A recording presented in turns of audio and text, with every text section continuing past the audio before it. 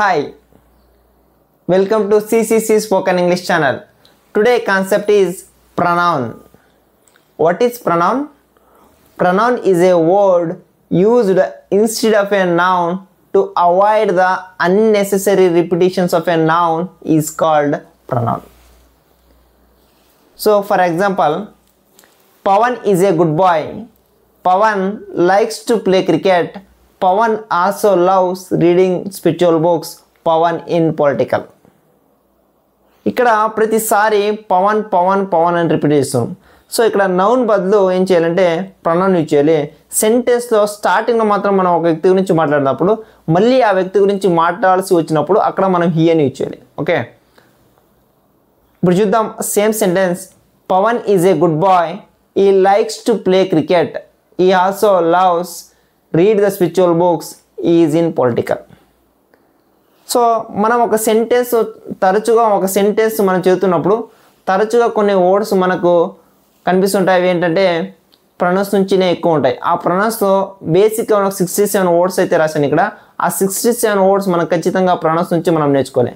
So ఏమేమి ఉంటాయి? Subject pronouns, object pronouns, possessive objective, possessive pronouns, reflexive pronouns and indefinitive pronounce.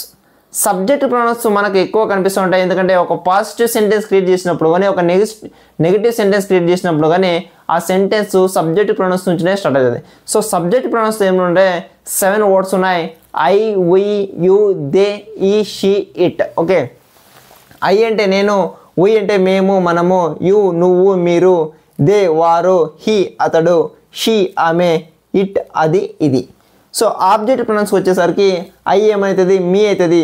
నన్ను నాకు, అజ్ మాకు మనకు, యు నీకు మీరు మిమ్మల్ని, దెమ్ వారిని వారికి, హిమ్ అతనిని అతనికి, హర్ ఆమెని ఆమెకి, హిట్ దీనికి దానికి.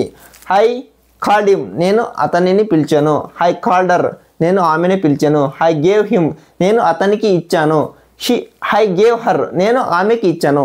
ఇలా మన సెంటెన్స్ ప్రతి వర్డ్స్కి సెంటెన్స్ షార్ట్ వీడియోస్ రూపంలో మనకు ఫస్ట్ ఆఫ్ ఆల్ ఇక్కడ ఉన్న ప్రతి వర్డ్స్కి మనకు తెలుగులో మీనింగ్ తెలిసి ఉండదు. ఓకే, సో ఆబ్జెక్టివ్ ప్రొనౌన్స్ 7 ఉన్నాయి, సబ్జెక్టివ్ ప్రొనౌన్స్ 7 ఉన్నాయి.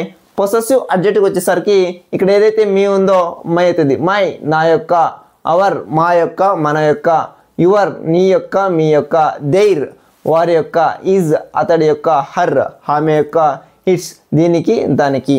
పొసెసివ్ ప్రొనౌన్స్ చూద్దాం.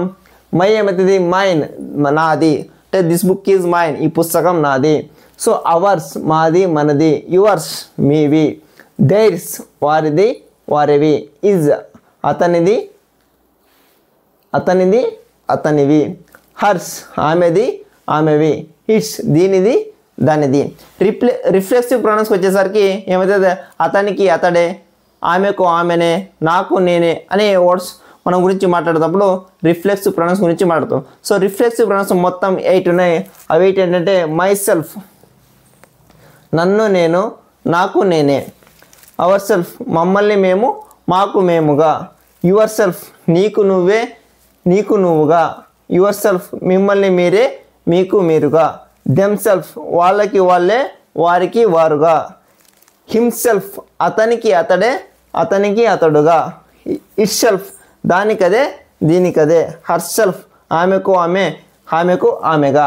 I learned English myself నేను స్వయంగా ఇంగ్లీష్ నేర్చుకున్నాను లేదా నాకు నేనే ఇంగ్లీష్ నేర్చుకున్నాను. హీ లర్న్డ్ ఇంగ్లీష్ హిమ్సెల్ఫ్ అతనికి అతడే ఇంగ్లీష్ నేర్చుకున్నాడు లేదా అతను స్వయంగా ఇంగ్లీష్ నేర్చుకున్నాడు.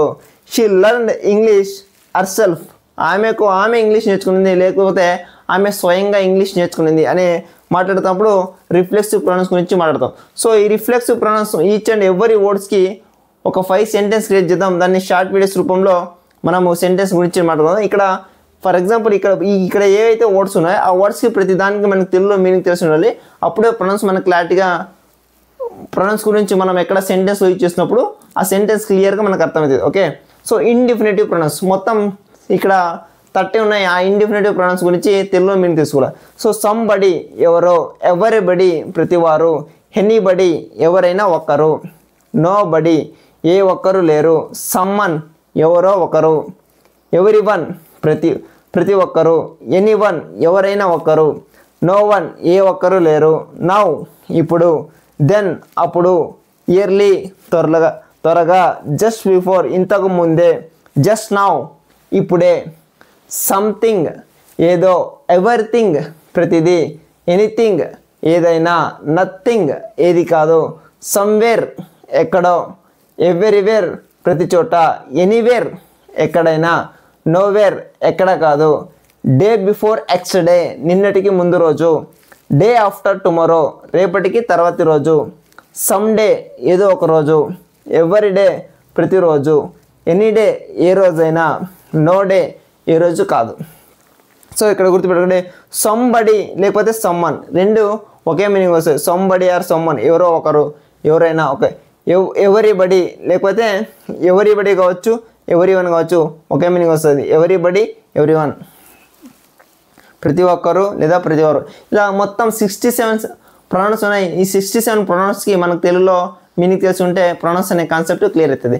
సో ఈచ్ అండ్ ఎవరి వర్డ్కి ఒక 5 సెంటెన్స్ క్రియేట్ చేసి షార్ట్ వీడియోస్లో ఖచ్చితంగా మొత్తం 67 ఉన్నాయి కదా, 67 వర్డ్స్కి మనకు సెంటెన్స్ క్రియేట్ చేసి వీటి గురించి క్లారిటీగా తెలుసుకుందాం. ఓకే, బేసిక్గా మనకి వీటి అన్నిటికీ తెలుగు మీనింగ్ అయితే తెలిసి ఉండాలి. Okay, thank you.